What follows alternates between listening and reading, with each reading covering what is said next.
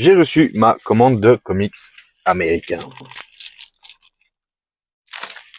Ce qui est très intéressant avec les comics américains, c'est que c'est très rare en francophonie et surtout des comics américains qui sont directement importés des States parce que c'est difficile à trouver, il y a que quelques sites spécialisés.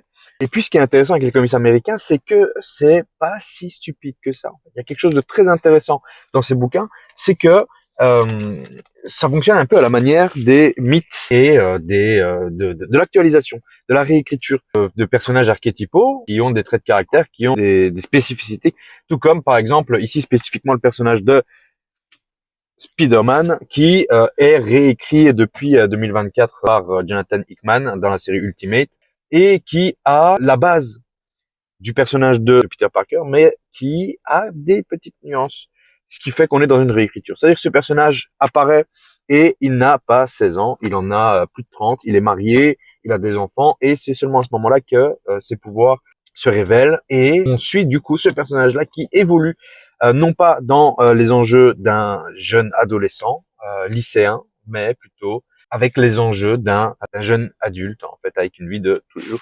Du coup, on peut se projeter plus facilement, nous qui avons potentiellement grandi avec Spider-Man, qui étions ados avec Spider-Man et qui sommes maintenant adultes, et on peut se projeter peut-être de manière plus intéressante. Alors évidemment, quand on parle de réécriture, d'adaptation, d'actualisation, on pense directement aux actualisations littéraires du genre Antigone, du genre Médée. La différence est que il n'y a pas tant de différence que ça parce que on peut se lancer dans la lecture d'Antigone de Jean Anouilh sans avoir lu l'Antigone de Sophocle. On peut se lancer dans la lecture du Spider-Man 2024 sans avoir lu la tonne de Spider-Man qui sont sortis depuis la création du personnage. Donc, c'est très intéressant de se lancer dedans. C'est pas si opaque que ça. Ça aborde des enjeux différents, actualisés.